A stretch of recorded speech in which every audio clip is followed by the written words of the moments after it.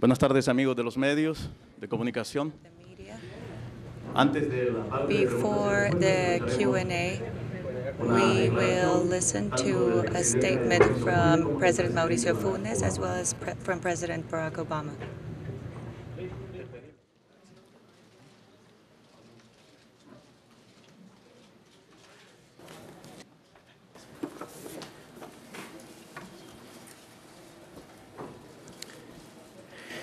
Muy buenas tardes.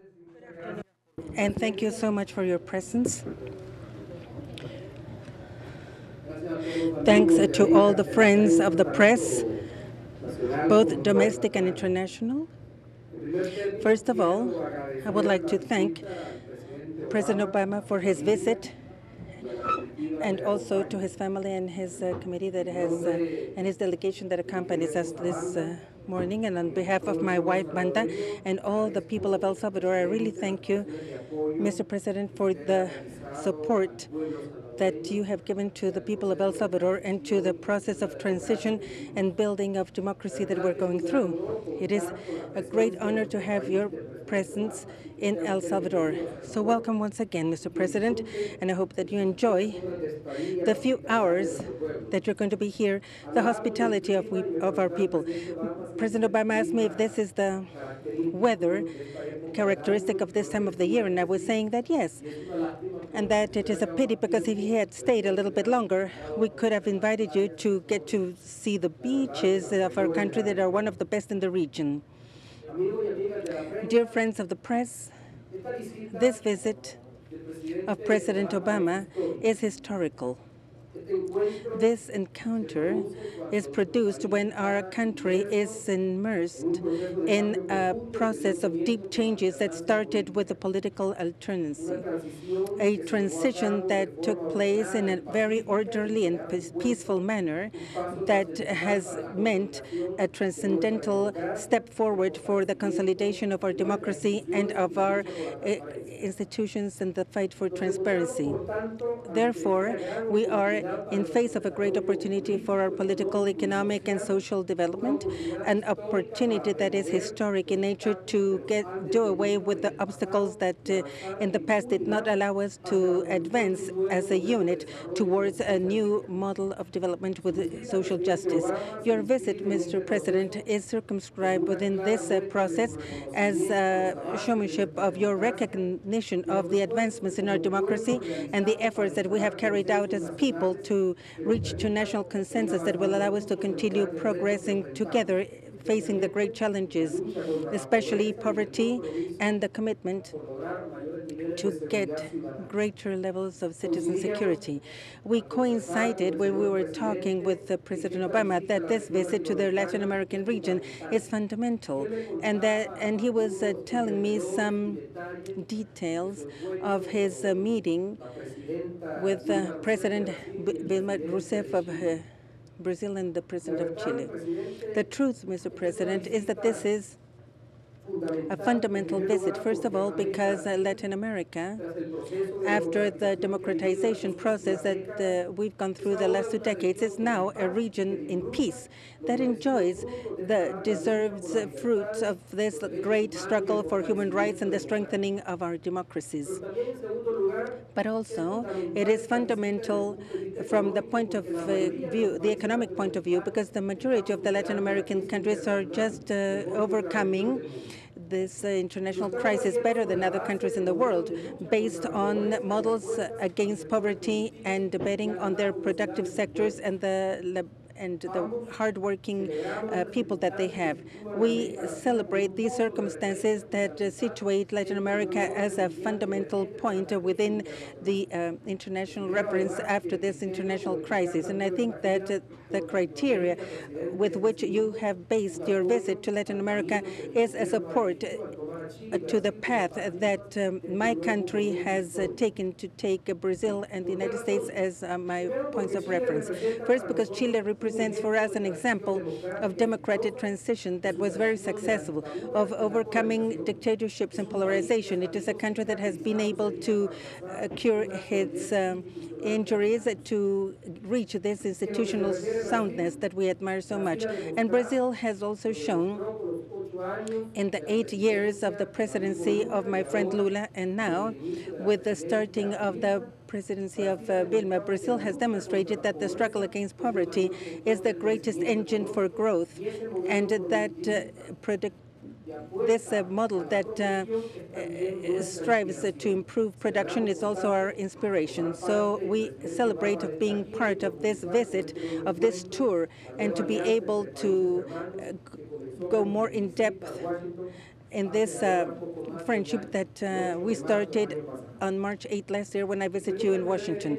And allow me briefly, before I give the floor to President Obama, to synthesize from my perspective some of the topics that we developed in this bilateral agenda. First of all, as I said it in private, now I say it in public in front of the friends of the press, and I want to thank publicly the President of the United States for including our country in such important initiatives like the Bridge Project and the Partnership for Growth. Both are very important processes for us. And in this sense, we have requested the President to dynamize this process so that these projects can become a reality as soon as possible.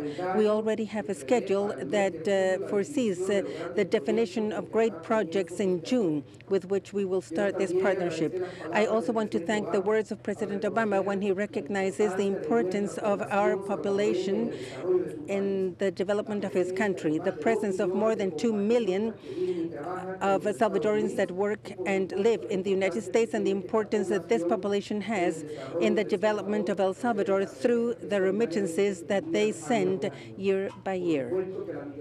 Of course, migration was another key issue in our conversation. We coincided once again with President Obama on the need to have a focus for development and joint responsibility in this sense. We also coincided that with regards to migration, the best strategy is the struggle against poverty and the creation of opportunities to have our people stay in their places of origin. Migration is a painful expression of a world that has not been able to establish acceptable parameters of justice and inclusion. I have expressed President Obama my pleasure when I heard in his speech at the Union State the commitment of pushing an agreement of both parties, a bipartisan agreement for a comprehensive immigration reform, and present it to the Congress of the United States. And finally, we also talked about security, and we did so in an extended meeting with the presence of officials of the cabinet of President Obama as well as ours. This has been a key issue in this meeting, and I have expressed to President Obama the willingness of my government to continue with the efforts of Central American security. We said that narco activity, citizen insecurity, is not an issue that is only a problem for El Salvador, Honduras, Nicaragua, isolatedly, not even Colombia or Mexico alone. It's a problem that attacks us as a region, and this is why we are building a regional strategy through the Currency Initiative. Of course, I also insisted that this is an issue that should not only be approached through the prosecution of the crime by our armies and police, but that we have to stress on prevention policies. And therefore, the best weapon to combat and reduce crime in the region is through the investment in social policies. And finally, I thanked President Obama, as I do it right now in public, for his decision to visit the tomb of Monsignor Arnulfo Romero and the kindness of his invitation to accompany him in this historical visit.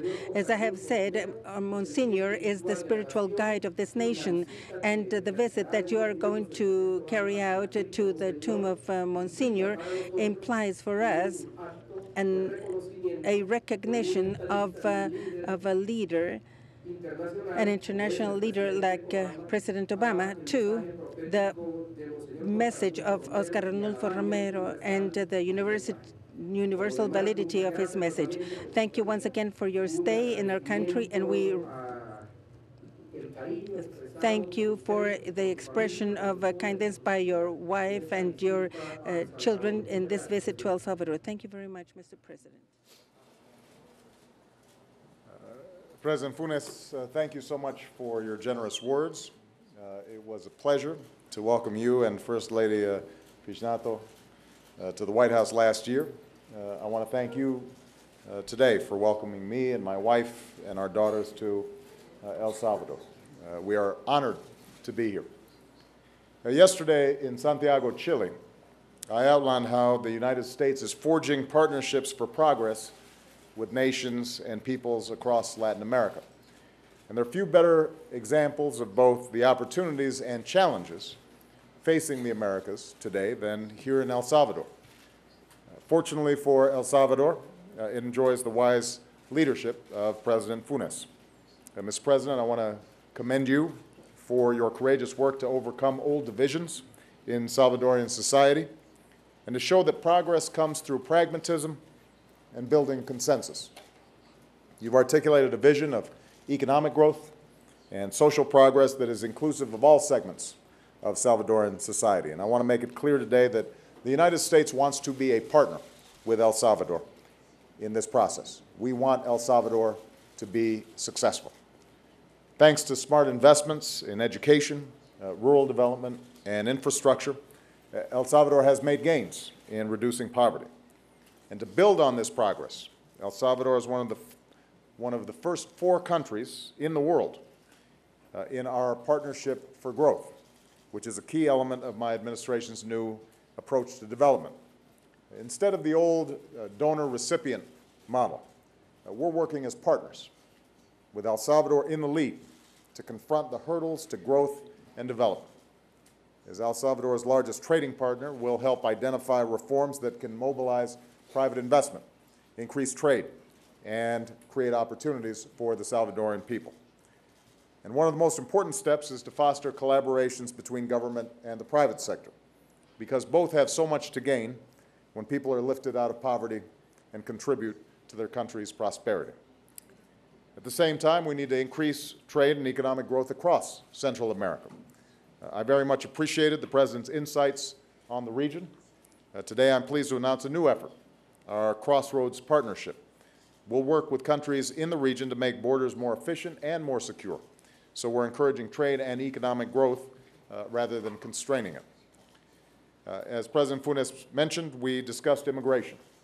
President Funes is committed to creating more economic opportunities here in El Salvador so that people don't feel like they have to head north to provide for their families. As I told the President, I remain firmly committed to comprehensive immigration reform in the United States. I know this is especially important to the some 2 million Salvadoran people who are living and working in the United States. They're making extraordinary contributions to our country, even as they support their families and communities here in El Salvador. So I updated the President on the new consumer protections that I signed into law, which give people more information and make sure their remittances actually reach their loved ones back home. Today, we're also launching a new effort to confront the narco-traffickers and gangs that have caused so much violence in all of our countries, and especially here in Central America. Our 2 nations already cooperate very closely in the fight against these criminals. As I said in my speech yesterday, the United States will do our part as the nations of Central America develop a new joint security strategy this spring. Under the Central American Citizen Security Partnership that I'm announcing today, we'll focus $200 million to support efforts here in the region, including addressing, as President Funes indicated, the social and economic forces that drive young people towards criminality. We'll help strengthen courts, civil society groups, and institutions that uphold the rule of law. And we'll work closely with regional partners like Mexico, Colombia, Chile, Canada, and international partners like Spain, the European Union, and the Inter-American Development Bank. This has to be a coordinated effort that draws on the unique expertise of different countries and institutions. Finally, we're deepening our efforts to pursue sustainable energy and to address climate change, which is already a harsh reality for Salvadorans and people across the region who face more frequent and more severe storms. El Salvador is already a leader in geothermal energy. Under the Energy and Climate Partnership of the Americas, El Salvador is working to connect grids in this region to make electricity more reliable. I want to commend President Funes for taking another step today, agreeing to host a regional center where the nations of this region can come together to find new ways to reduce emissions and prevent deforestation. So again, Mr. President, I want to thank you for welcoming me here today and for your commitment to closer ties between our nations. I think the partnership that we're forging together are exactly what's needed in the Americas today. Neighbors joining with neighbors to realize progress that none of us can achieve alone. Every nation, I believe, no matter how large or how small, can contribute to that progress. And I believe that under the leadership of President Funes, El Salvador can be a source of great prosperity and security for this region for many years to come. So thank you very much. Vamos a pasar ahora a la Now, parte de preguntas y respuestas. we will start with the question and answers. We have two questions by the press of El Salvador and two questions by the press of the United States. El Salvador, Oscar Diaz, a journalist of La Prensa Gráfica. Good afternoon. President Obama, I would like to ask you if you can explain a little bit more how you're going to distribute these $200 million throughout the region with regards to security. And we would like to know the opinion of President Funes on the commitment of El Salvador and Central America in this effort. The emphasis is to work with a regional approach, and the various Central American countries have come together to help shape and design how that money might be best spent. So rather than the United States coming in and saying, here's the best way to do things, what we want to do is to hear what are the respective challenges that each country is facing. The regional security initiatives that are already taken place we can build on. We obviously need to focus on basic policing, security, rule of law, the judicial system. That's a component of it. But as President Funes indicated, part of the key is making sure that we're also using this to reach young people and give them a better path. I thought President Funes gave a very eloquent response to one of my questions during our bilateral meeting. He said, I don't want a young man in El Salvador or a young woman in El Salvador to feel that the only two paths to moving up the income ladder is either to travel north or to join a criminal enterprise. And that's why emphasis on education, emphasizing social programs, giving young people other pathways has to be part of this overall program. But we're in close consultation. This is a program that will be designed and led here in Central America by the respective governments. And I'm confident that President Funes will show great leadership in making sure that that money is appropriately used here in El Salvador.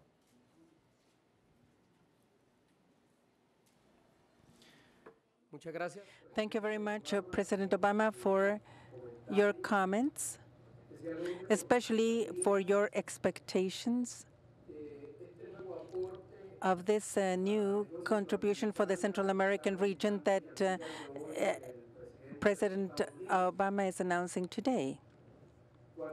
When we started with the CARSI initiative, this initiative aimed at responding to a concern that we had as presidents of the region, which is that organized crime, particularly as a common crime, and crime in general, is not a problem only of El Salvador, Guatemala, Honduras, or Colombia, or Mexico. It's a problem that we can only face as a region.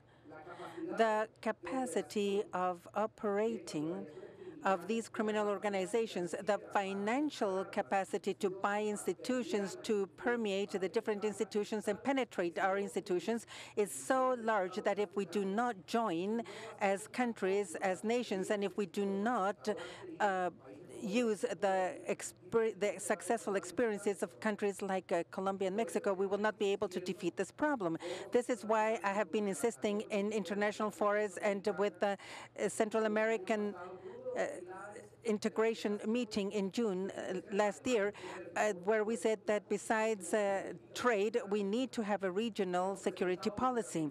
We have submitted our request to the authorities and the government of the United States to have greater cooperation funds earmarked to perfecting our police, modernize our military institutions, and to also perfect and modernize our public ministries, especially in the development of a greater capacity to investigate crimes, specific crimes like financial crimes.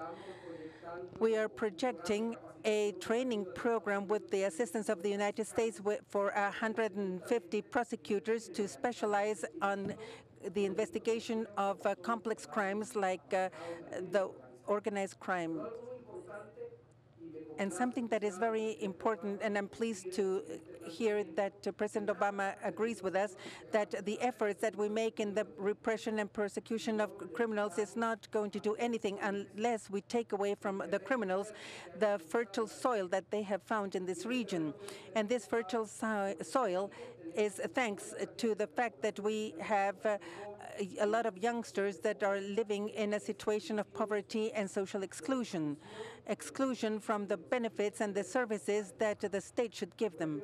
And this is why I insisted with President Obama that we cannot continue offering our youngsters in El Salvador and the region, or go to the United States to find employment and entertaining and education opportunities that they don't find here, or to fall in the hands of the criminal gangs, especially the gangs. How can we avoid this? Investing more in prevention policies. Our focus as a region, and particularly as the government of El Salvador, is that the crime, and particularly drug trafficking and the consumption of drugs, is not only going to be combated at attacking supply, but also demand. This is why this afternoon I also heard with great pleasure the President of the United States reiterate that his government has invested a large amount of money in the combat of the reduction of consumption. Without consumption, you don't have any demand, no supply, and the criminal organizations dedicated to drug trafficking cannot continue making a profit. And this is what we want to do throughout the region, because Central America is no longer a transfer or a passageway, but it's also a consumption strip. The first question from the White House press corps will be from Juliana Goldman of Bloomberg.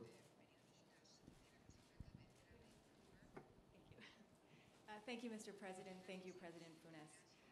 Mr. President, on Libya, coalition partners can't seem to agree on who will take the lead in the next phase of the military campaign.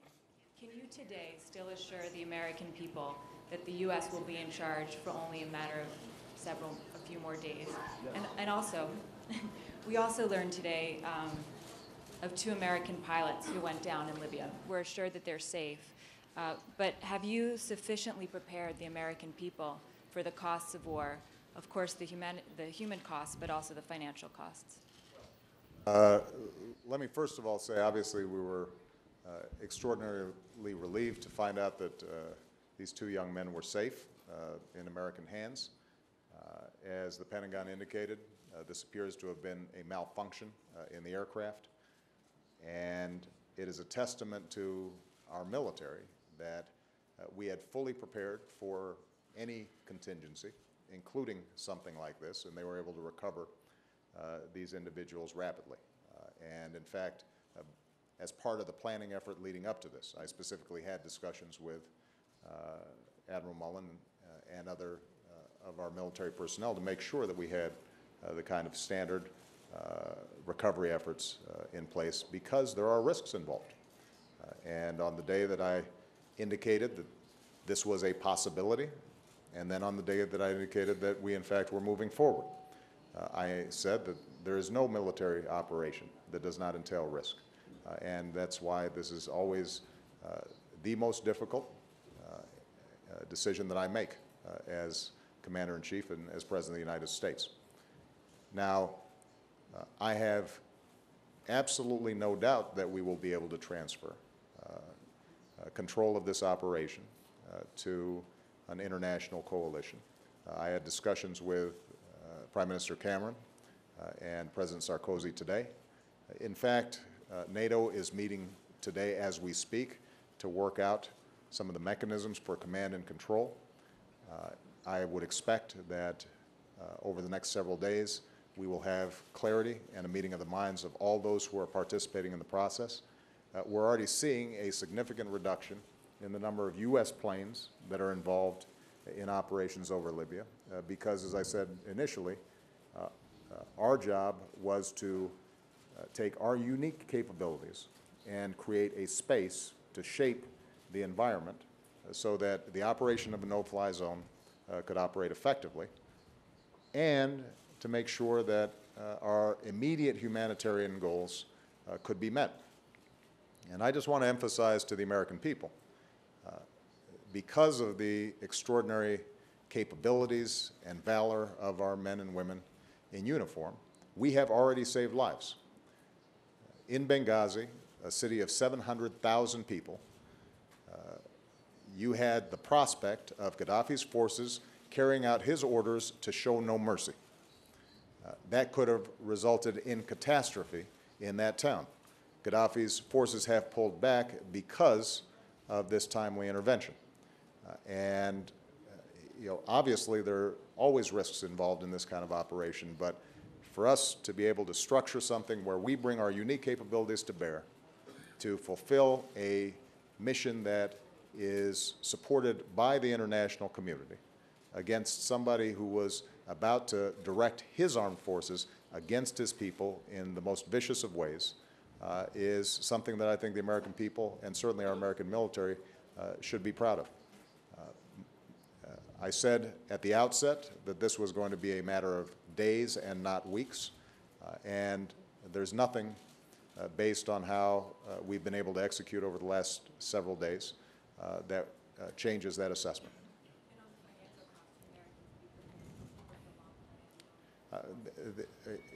We will continue to provide details to the American people about the costs of this operation, but because it is limited in time, scope, with a well-defined mission, we're confident that this is something that we can budget as part of our overall operations. I mean, keep in mind that there are costs involved in the rescue efforts that we are assisting in Japan. Events happen around the world in which the United States, with our unique capabilities, has to respond as a leader in the world community. We build those into our budget. This is something that we can build into our budget, and we're confident that not only can the goals be achieved, but that at the end of the day, the American people are going to feel satisfied that lives were saved and people were helped. Corresponde el turno ahora a la prensa. Now the Salvadoran media with channels 246. We have Emilio Correa asking, good afternoon, President Obama. President, in the last few days we have heard your statements where you talk about starting partnerships such as partnerships for growth and for progress. Now we're talking about a across partnership. Going to more punctual matters, what does this consist of? Is there seed money? Is it going to be reimbursable or not? What projects are we talking about here, and how much money could be generated? And if possible, Mr. President, I would like to know about immigration, taking advantage of your presence here. And since we haven't been able to talk to you before, we have about 25% or 30% of our population without, living illegally in the United States. So what are your short-term plans, President Obama? Are you going to lobby for comprehensive reform or temporary residence for these Salvadorans that are working with the TPS or that are living with the TPS over there? Thank you. Specifically on immigration reform first. As I indicated in my remarks, and as I said in my State of the Union speech, I continue to believe in comprehensive immigration reform. America is a nation of laws, and it is a nation of immigrants. And so our job is to create secure borders, to make sure that we've got a legal immigration system that is effective and is not frustrating for families, doesn't divide families. But we also have to make sure that those who are in the United States illegally at this point, but in some cases have been there for a long time, in some cases have children who were born in the United States and are United States citizens, that they have a pathway to get right by the law. And several years ago, we were able to craft a bipartisan consensus, at least in the United States Senate, around this issue. Senator John McCain, Senator Ted Kennedy had a comprehensive immigration reform bill that I supported and was a part of when I was in the Senate. And we were able to get it passed through the Senate. We couldn't get it passed through the House of Representatives. Over the last 2 years, it's been more difficult to gain Republican support for some of these efforts. And my hope is that they begin to recognize over the next year that we can't solve this problem without taking a broad, comprehensive approach.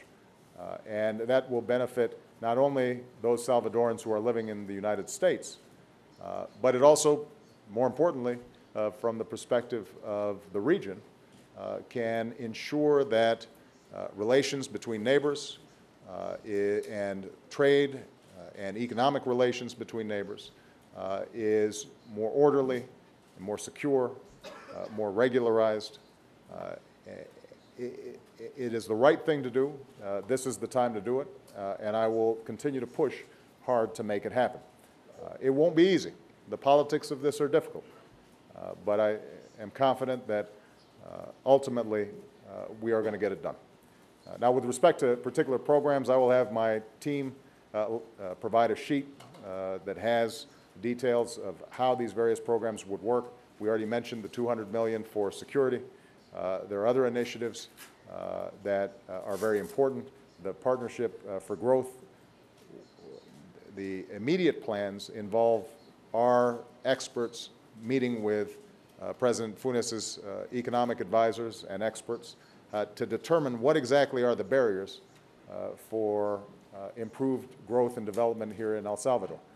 So one of the ways that we are redesigning our development assistance programs is to recognize that dollars are important, but institutional reforms may end up being more important, or at least they have to go hand in hand. Because what a country like El Salvador does not want is perpetually to be looking for the outside for its own development. Ultimately, it wants to be able to find growth and tap into its own potential here inside the country. And so those are the kinds of systematic consultations that are currently taking place, which will help determine how can we best spend any development money that's put forward. Of course, we already have currently a Millennium Challenge grant coming into El Salvador that involves several $100 million and is helping on a wide variety of fronts. And we want to continue to build on some of the successes that are taking place there.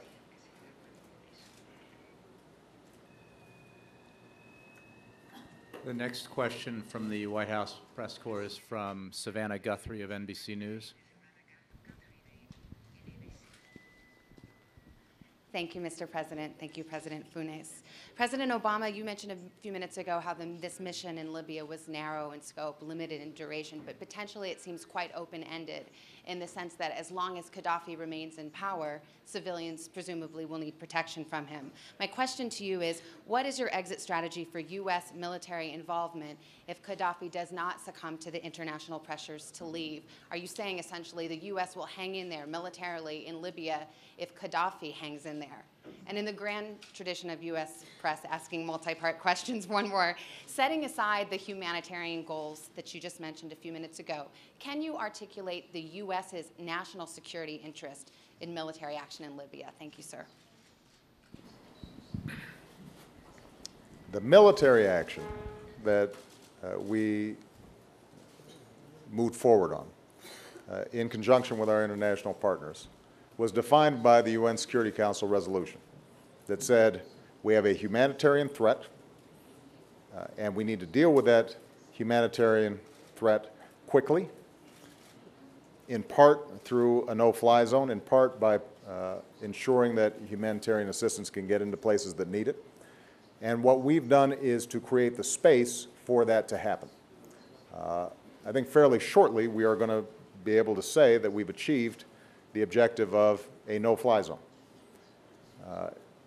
We will also be able to say that we have averted immediate tragedy. Now, you are absolutely right that as long as Gaddafi remains in power, unless he changes his approach and provides the Libyan people an opportunity to express themselves freely, and there are significant reforms in the Libyan government, unless he is willing to step down, that there are still going to be potential threats towards the Libyan people. And we will continue to support the efforts to protect the Libyan people, but we will not be in the lead. That's what the transition that I discussed has always been designed to do. We have unique capabilities.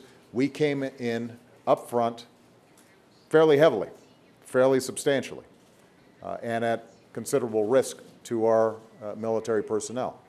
And when this transition takes place, it is not going to be our planes that are maintaining the no-fly zone. It is not going to be our ships that are necessarily involved in enforcing the arms embargo.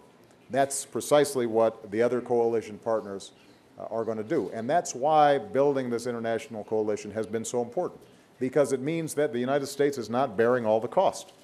It means that we have confidence that we are not going in alone, and it is our military that is being volunteered by others to carry out missions that are important not only to us, but are important internationally. And we will accomplish that in a relatively short period of time. Now, with respect to our national interests, the American people and the United States have an interest, first of all, in making sure that where a brutal dictator is threatening his people and saying he will show no mercy and go door to door hunting people down, and we have the capacity under international sanction to do something about that, I think it's in America's national interest to do something about it. That doesn't mean that we can solve every problem in the world.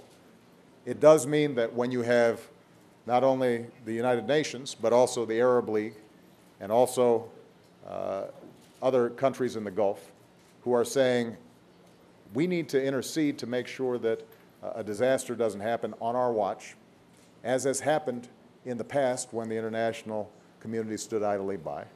It is in America's national interest to participate in that, because nobody has a bigger stake in making sure that there are basic rules of the road that are observed, that there is some semblance of order and justice, particularly in a volatile region that's going through great changes like the Middle East, than does the United States of America.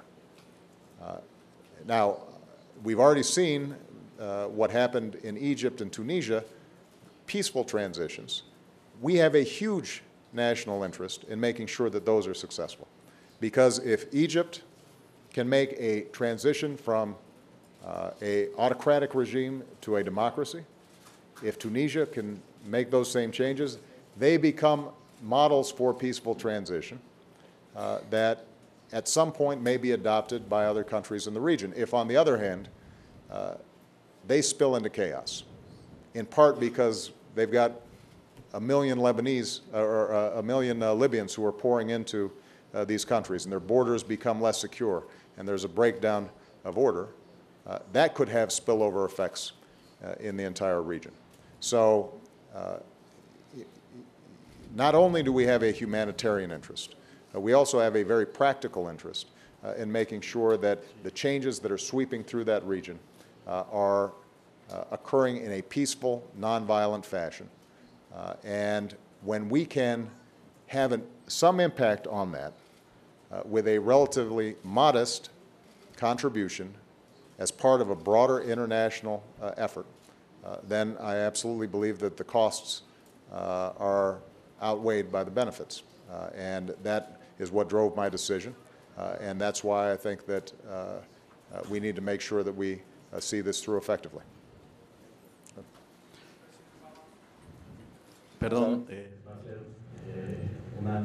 We are just going to make reference to a prior question from DCS, Mr. President, with your permission, President Obama, and also to address any other doubts of the media that they may have. I just want to go back to the matter of El Salvador and the remarks made by Telecorporación Salvadoreña regarding the importance of these announcements made by President Obama with regards to projects that may be financed through the Bridge Initiative and the Partnership for Growth.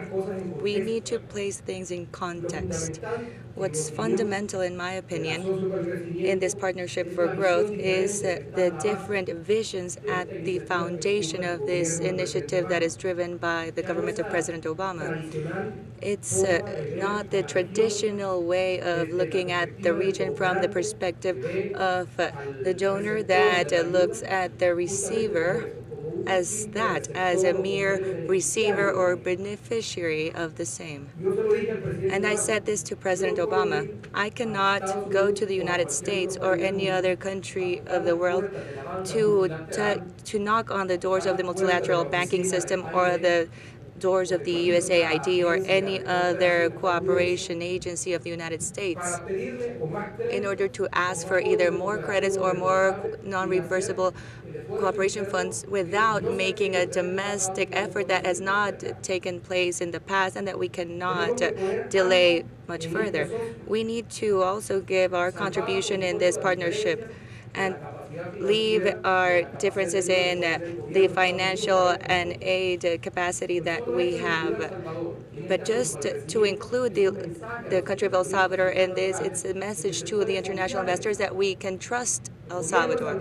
The government of El Salvador is now working on a series of projects that will be presented to the intergovernment teams in this next April, so that in June we can have a better idea of which these programs are or these projects are that are going to be financed. And we have an initiative in the port region, especially in the extension of the Comalapa Airport, which I explained to President Obama in our bilateral meeting that we just have. Also in the transportation public system, and also in renewable energy projects, so that once we have these projects prepared and already submitted to the intergovernment teams, we hope that in June we will have taken a decision on this regard, but from a different perspective.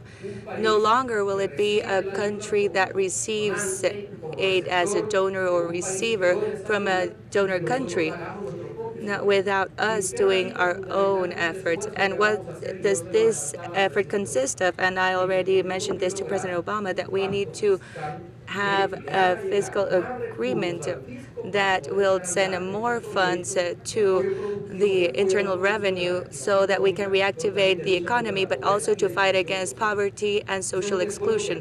This is an effort that we need to carry out. We can no longer be one of the countries with the lowest tax returns, only surpassed by Guatemala. We need to be able to increase this revenue and close with about 17% of the GDP. It's still low compared to other countries of the region, not to mention the United States, but it's what we need to do as a nation. But what's important in this is that we can send a message to the investors that we can invest in El Salvador, be them foreign and national investors, and that the type of partnership that we're talking about and that we are creating with the United States by initiative of the U.S. government will then imply a joint cooperation where not only the United States will contribute with resources, but also El Salvador will, and will have a set of institutional and political reforms that will have a transparent management of these funds. So this is why in the following days we will send to the Legislative Assembly